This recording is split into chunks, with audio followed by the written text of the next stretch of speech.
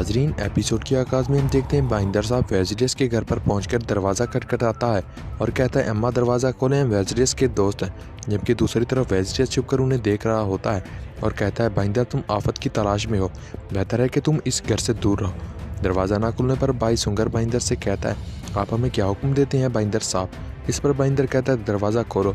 ये सुनते ही भाई सुंगर चाकू से दरवाज़ा खोलने लग जाता है। ये देखकर वेजुलियस कहता है जो गलत जगह पर भटकता है वो हमेशा जाल में फंस जाता है।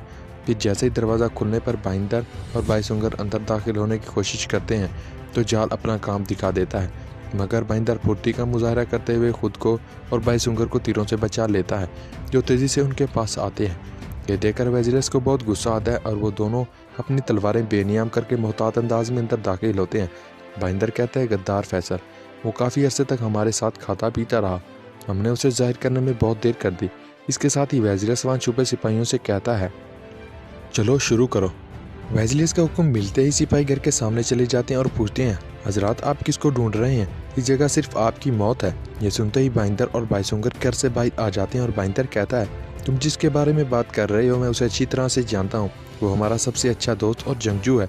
इसके साथ ही बाइंदर के पुकाने पर उसके साथी वहाँ आ जाते हैं और बाज़ंतीनी सिपाही बाइंदर के सिपाहियों के घेरे में आ जाते हैं और बाइंदर मजीद कहता है यहाँ वो सामान है जो हर ताजिर चाहता है, तुम मरना चाहते हो तो आओ। ये कहते ही बाइंदर अपने सिपाहियों के साथ बाज़ंतीनी सिपाहियों पर टूट पड़ता है। जो भी सिपाही बाइंदर साहब के सामने आता है बाइंदर उसे मौत के घाट उतार देता है, जबकि उसके सिपाही भी बाज़ंतीनी सिपाहियों का सिफाया कर रहे होते हैं। ये देखकर गद्दार वेजिलियस कहता है लानत हो, इन्हें मेरे बारे में पता चल चुका है, मगर महल में मेरा फ़र्ज़ अभी ख़त्म नहीं हुआ है। इधर सरहदी बाज़ार में बाला खातून सादत खातून से कहती है जनाब सरदार उस्मान साहब ने आज सबको हमारे दस्तरखान पर मदऊ किया है, हम आपको अपने दरमियान देखना चाहते हैं।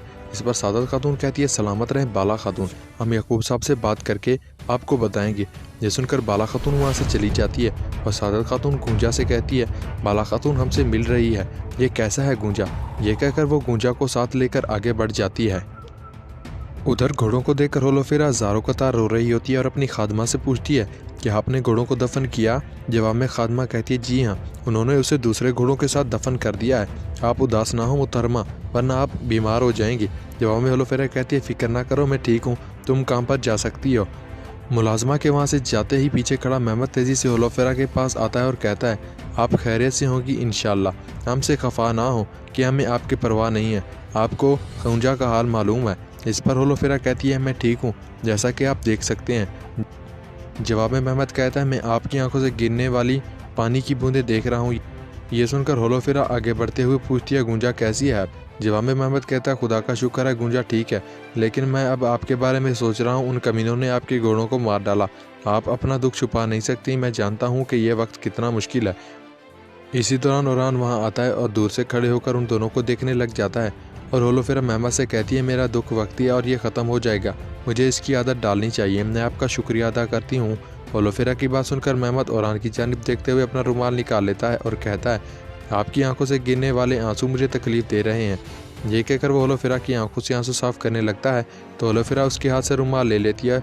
मेहमद की हरकत देखकर ओरान गज़बनाक निगाहों से उसे देखने लग जाता है और मेहमद होलोफेरा से कहता है मैं जानता हूँ ये आपकी घोड़ों की जगह नहीं लेगा, लेकिन मैं तुम्हें घोड़ा देना चाहता हूँ। जवाब में होलोफेरा कहती है आप वाकई में अच्छे हैं, लेकिन मैं इसे कबूल नहीं कर सकती, अगर मुझे घोड़े की ज़रूरत हुई तो मैं उसे खुद भी ख़रीद सकती हूँ, मुझे अभी इसकी ज़रूरत नहीं है, आपका शुक्रिया। ये कहकर होलोफेरा वहाँ से चली जाती है और मेहमद ओरान को देखकर एक जानिब बढ़ते हुए कहता है ओरान तुम्हें बहुत तकलीफ़ होगी जब मैं होलोफेरा को तुमसे छीन लूँगा। दूसरी तरफ खैमे में सादा खातून गूंजा से कहती है प्यारी गूंजा तैयार हो जाओ, तुम उस्मान साहब की दावत में जाओगी। इस पर गूंजा कहती है बाबा ने कहा है कि हम नहीं जाएंगे। जवाब में सादा खातून कहती है हम नहीं जाएंगे, तुम जा रही हो। सादत खातून की बात सुनकर गूंजा कहती है मैं वहाँ अकेले क्या करने जा रही हूँ। इस पर सादत खातून कहती है प्यारी गूंजा तुम इस महल में हमारी आंखें और कान बनोगी, अच्छी तरह तवज्जो दो, उस्मान साहब कुछ करेगा। इस पर गूंजा कहती है जैसी आपकी मर्ज़ी। सादत खातून के जाने के बाद गूंजा अलाउद्दीन का दिया हुआ रुमाल ढूंढने लग जाती है और रुमाल के ना मिलने पर वो बहुत परेशान हो जाती है। इधर होलोफेरा और मरहून खातून आमने सामने दुकानों पर होती हैं। इसी दौरान ओरान होलोफेरा के पास आता है और अस्मा मलून खातून के पास आती है और ओरान होलोफेरा से कहता है इसलिए मैं नहीं चाहता कि तुम बाज़ार में आओ, मेहमद मुसलसल तुम्हारे इर्द गिर्द घूम रहा है, लेकिन तुमने उसे रास्ते में रोका, इस पर होलोफेरा कहती है, अच्छा तुमने क्या किया उरहान, तुम्हारी वालदा उस दुल्हन का ऐलान कर रही है जो उसने तुम्हारे लिए सरहदी बाजार में चुनी है। यह सुनकर उरहान मलून खातून और अस्मा की जानिब देखने लग जाता है और होलोफेरा मजीद कहती है, वो मुसलसल उस लड़की की तारीफ कर रही थी। उरहान तुमने क्या किया? ये सुनते ही उरहान होलोफेरा को दिया हुआ लॉकेट पकड़ते हुए कहता है, मैंने तुमसे अपनी मोहब्बत के बारे में बताया है, इससे मुझे कोई फ़र्क नहीं पड़ता कि मेरी माँ ने किसे चुना। मेरे दिल के तख्त पर बस तुम ही बैठोगी, गवर्नर की बेटी। इसी लम्हे वहाँ फातिमा आती है और उन दोनों की बातें करते देखकर कहती है, खुदा आपके लिए आसानियाँ पैदा करे। फातिमा को एक बार फिर दरमियान में आने पर उरहान कहता है, हाँ हाँ बिल्कुल। फिर फातिमा होलोफेरा से कहती है, होलोफेरा हम शाम को महल में जश्न मना रहे हैं, मेरे बाबा यकीनन आपको देखकर खुश होंगे। हम सब जानते हैं कि आपने हमारे भाई के लिए कैस्टल किले में क्या किया, हम आपका शुक्रिया अदा करना चाहेंगे। ये सुनने के बाद उरहान होलोफेरा से पूछता है, क्या तुम आओगी गवर्नर की बेटी? इस पर होलोफेरा दूसरी तरफ मुड़कर मुस्कुराने लग जाती है, जबकि सामने की दुकान पर मलून खातून अस्मा को मदऊ करते हुए कहती है, अस्मा हम शाम को यानी शहर में आपका इंतज़ार करेंगे, हम शाम को महल में जश्न मना रहे हैं, तो आप भी आएंगी? इस पर अस्मा कहती है, जैसा आपको मुनासिब लगे मलून खातून। इसी दौरान वहाँ पर एक सिपाही आता है और अदाब बजा लाने के बाद कहता है, जंगजू तैयार है मलून खातून। यह सुनकर मलून खातून वहाँ से चली जाती है। नाजरीन, इसके बाद हम देखते हैं यानी शहर में उस्मान साहब कामकाज में मसरूफ़ होते हैं।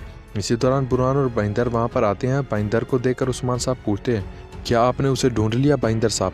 जवाब में बाइंदर कहता है, मुझे मिल गया हुजूर, लेकिन उसे आप तक नहीं ला सका। इस पर उस्मान साहब पूछते हैं, वो कौन है? इस पर बाइंदर कहता है, वो गद्दार फैसल है। उसका नाम फैसल नहीं है बल्कि वो सलेबियों का आदमी है।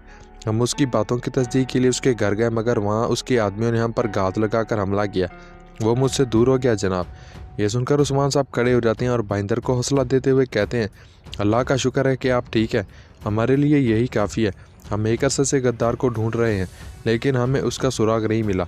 आपने अपनी जहानत का मुजाहरा किया। पर बाइंदर कहता है, अल्लाह आपको सलामत रखे हजूर, लेकिन मैंने ये मामला अभी तक ख़त्म नहीं किया। जवाब में उस्मान साहब कहते हैं, तुम इसे ख़त्म करोगे, तुम इसे ज़रूर ख़त्म करोगे बाइंदर, लेकिन मोहतात रहो। याकूब साहब को मौका ना मिले, इसे मौका मिला तो वो उसे हमारे खिलाफ इस्तेमाल करेगा। इसी लम्हे वहाँ कोहिनूर आता है और आधा बजा लाने के बाद कहता है, मैं कारा जलासून का सर नहीं काट सका, लेकिन मैं जानता हूँ कि वो कहाँ है। कोहिनूर की बात सुनकर उस्मान साहब कहते हैं, बहुत अच्छा किया मेरे जानबाज। इसके साथ ही वो कोहिनूर और बाइंदर को परेशान देखकर कहते हैं, आप फाते हैं लेकिन अपनी फतह को जाहिर करने से डरते हैं। आप ऐसे क्यों खड़े हैं? हम अब से सर उठाकर खड़े होंगे और इस्लाम के मर्दों के लिए यही मौजू है। और हाँ, जैसे ही सुबह होती है, जंगजू नेज़ों, भालों और तलवारों के साथ तैयार होने चाहिए, लेकिन सबको इकट्ठा करने की ज़रूरत नहीं है। इनमें से ख़ास का इंतखाब करो। जब उनको तवक्का की उम्मीद ना होगी तब हम उनके सर उड़ाएंगे। इधर बावर्ची खाने में ख़वातीन दावत के लिए खाना पका रही होती हैं। गुंजा को काम करते देखकर बाला खातून उसे कहती है, मेरी बेटी गुंजा, तुम उठकर क्यों आ गई? खुद को थकाओ मत। इस पर गुंजा कहती है, बाला खातून, जब आप काम कर रही हैं तो मैं पीछे क्यों रहूं? ये कहकर गुंजा वहाँ से चली जाती है और मलून खातून बाला खातून से कहती है, बाला, लगता है तुम गुंजा को नहीं छोड़ने वाली। इस पर बाला खातून कहती है, मैं जानने की कोशिश कर रही हूँ कि वह अपनी माँ की तरह तो रवैया नहीं रखती मलून, लेकिन मुझे अस्मा भी बहुत पसंद आई है। शाइस्ता है, खूबसूरत है और पेशावर भी है, और हमने लड़ाई के दौरान उसकी महारत भी देख ली। जवाब में मलून खातून कहती है, मगर उरहान राज़ी हो गया तो जोड़ी खूब जमेगी। इस में अस्मा वहाँ आती है और मिठाई मलून खातून की जानिब करते हुए कहती है, मैं आपकी खैरियत मालूम करने आई हूँ। इस पर मलून खातून मिठाई का मुआयना करते हुए कहती है, तुम्हारे हाथ सलामत रहें बेटी, यह बनाकर तुमने बहुत अच्छा किया। उरहान को मिठाई बहुत पसंद है। इसी में गूंजा वहाँ आती है और अस्मा को देखकर पूछती है, आप यहाँ क्या कर रही हैं? गूंजा और अस्मा को बातें करते देखकर मलून खातून कहती है, अच्छा तो तुम एक दूसरे को जानती हो, ये तो और भी अच्छी बात है। फिर गुंजा से कहती है, अगर किस्मत में हुआ तो मैं अस्मा को उरहान की बीवी बनाना चाहती हूँ। इसीलिए मैं उरहान वहाँ आता है और अस्मा को मलून खातून के साथ देखकर जैसे ही वहाँ से जाने लगता है तो मलून खातून उसे आवाज़ देकर कहती है, उरहान, मुंह उठाए कहाँ जा रहे हो? देखो, अस्मा हमारे लिए मीठी चीज़ लेकर आई है। मैंने इसे बताया कि उरहान को मिठाइयाँ बहुत पसंद करता है, ऐसा ही है ना बेटा? जवाब में उरहान कहता है, बिल्कुल बिल्कुल। और फिर मलून खातून अस्मा से कहती है, जल्दी जाकर उरहान के लिए प्लेट लेकर आओ। अस्मा के जाने के बाद उरहान गुस्से से मलून खातून से कहता है, अम्मा, मैं आपको कई बार कह चुका हूँ कि मुझे ये पसंद नहीं है, आप मुझ पर क्यों दबाव डाले जा रही हैं?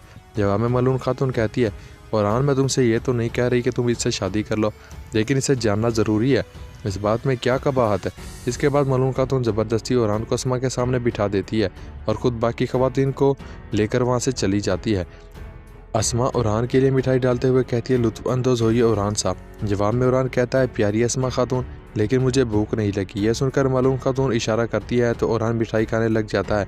इसी लम्हे होलोफेरा वहाँ आ जाती है और ओरान को अस्मा के साथ देखकर उसे बहुत गुस्सा आता है।